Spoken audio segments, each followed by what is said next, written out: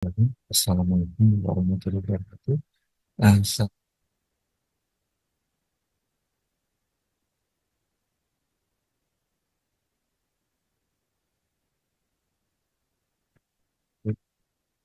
Sejak pasar dan pasar kecil. Saya dengan pasangan, Bibi, Samsi, Siti Fatimah, Amir Bakar, dan Samsudin. Baik, saya langsung mulai saja. Menganggap salah satu suku yang ada Sulawesi Tengah dan yang ada terasi adalah suku Lauci. Suku Lauci menggunakan bahasa Lauci sebagai alat komunikasi dalam kehidupan sehari-hari. Bahasa Lauci merupakan bahasa ibu. Kata Lauci berarti tiga. Suku Lauci berpusat di Kabupaten Parigimotong, yaitu di Kecamatan Palasa dan Tinambo. Bahasa Lauci digunakan dalam keluarga dalam komunitas suku Lauci. Bahasa Lauci merupakan bahasa ibu yang secara umum yang digunakan oleh masyarakat suku Lauci sebagai dapat identitas suatu suku bangsa di daerah tersebut yang masih dipergunakan sebagai alat komunikasi lisan antar keluarga. Selain bahasa Lauci, bahasa Indonesia juga dipakai oleh mereka dalam berkomunikasi secara resmi. Pemakaian bahasa Indonesia dalam komunikasi sehari-hari dilakukan saat situasi resmi di ranah umum pemerintahan dan masyarakat, seperti kelurahan, kantor desa, puskesmas, dan sekolah. Saat ini ada kecenderungan pemakaian bahasa Indonesia mulai menggeser kedudukan bahasa Lauci dalam berkomunikasi.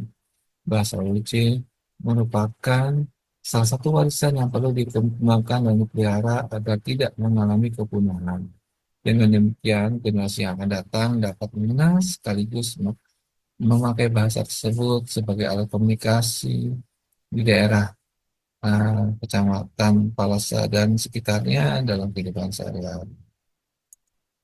Salah satu upaya pelestarian bahasa adalah dengan mengonservasikan bahasa Lauci. Tentang bahasa Lauci sangatlah kurang, belum banyak menyentuh aspek tata bahasa. Beberapa tulisan tentang bahasa Lauci seperti Kajian 1991, Himalmen 2001, Majalah 2002, Serviana 2015, Sentiadan 2020, dan Karsana 2022, serta Tamrin 2023. Dari tulisan-tulisan belum ada yang membahas tentang frasa dalam bahasa Lauci secara umum. Frasa sangat penting dalam mempelajari suatu bahasa, karena merupakan unit dasar yang membangun struktur kalimat dan menyampaikan makna secara sistematis. Melalui frasa, penutur dan pembelajar bahasa dapat memahami bagaimana kata-kata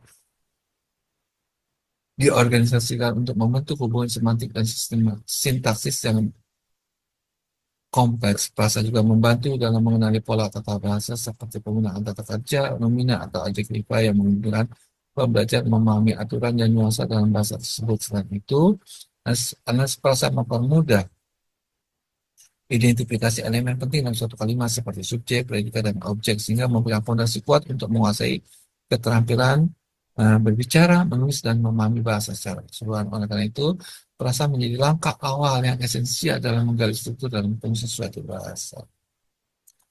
Baik, kemudian metode ini merupakan punya lapangan yang menggunakan metode deskripsi kualitatif. Penelitian ini menggunakan dua teknik dalam pengembangan data, yaitu teknik kerjasama informal dan teknik kuesioner.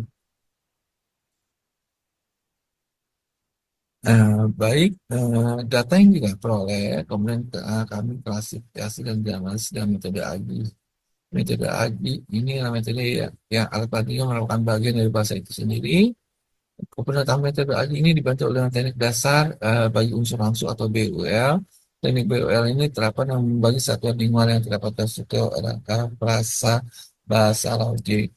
Kemudian pendahuluan hasil dan pembahasan dari data yang dikumpulkan, kita bisa melihat adanya prasa.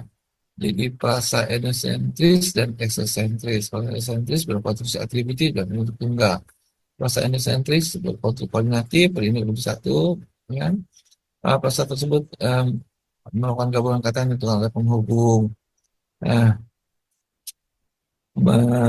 misalnya dalam bahasa logik, kami menemukan banyak, misalnya dalam kalimat tongi kakai labai ako do, Panapue labemo susupu'u, kabaya meleu tina tapangi di Bangkalang.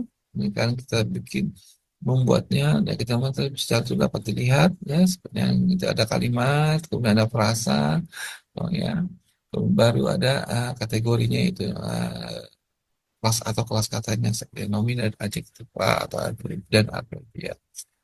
Eh, dari ketiga kalimat tersebut kita ketemukan ada prasa ya nomina itu ada tongi kakai, panapue kabaya meleu. Nah, dari toongi kakai kemudian panapue dan kabaya meleu ini ada yang menjadi induk seperti toongi, tongi, panah, dan kabaya itu induk. Kemudian ada yang menjadi pewatas yaitu kakai, kue, eh, melehu. Itu yang merupakan pewatas. Nah, jadi dari struktur data yang kita temukan, kita bisa membelah-belah ya, kemudian menjadi beberapa kategori gitu, ya. Kemudian perasa endosentrik dan esentrik tadi ya. Kita tahu perasa endosentrik atributif ini terjadi dua konsisten wajib yang masing-masing berfungsi sebagai induk. Misalnya ada labung mepes, kain halus, jaung bahasa. Nah, perasa konstruksi atributif ini ada yang menjadi konsisten induk, ada yang menjadi konsisten pewatan. Nah, untuk perasa endosentrik atributif ada empat jenis atributif ya. eh ada yang nomina sebagai konsisten induk, ya, nomina sebagai konsisten induk, ya. Kemudian juga ada yang verba sebagai konsisten induk, kemudian juga ada adjektiva sebagai konsisten induk, eh, kemudian ada numeralia sebagai konsisten induk. Hmm. Selanjutnya untuk fase endosentrik koordinatif ini ada nomina sebagai konstituennya, ada juga verba sebagai konstituennya, ada adjektiva sebagai konstituennya, ada preposisi sebagai konstituennya, numeralia sebagai konstituennya, adverbia sebagai konstituennya. Selain proses endosentrik berkonsep atributif dan temuan aplikasi ini ada yang proses eksosentrik. Ya, bahasa eksosentrik bahasa eksosentrik berkonstruksi direktif, konektif, objektif, dan predikatif. Eksosentrik direktif ini ada yang berkonstruksi preposisi sebagai direktor, ada ya juga ditambah dengan nomina sebagai aksis, ada juga dia adjektifnya sebagai aksis, juga ada juga verbanya sebagai aksis. Kemudian untuk preposisi konjungtif berkonstruksi,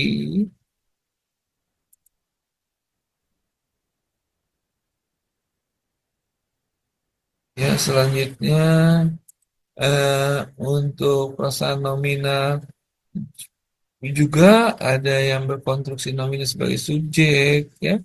Nah, ini tergantung verbanya, apakah nanti eh,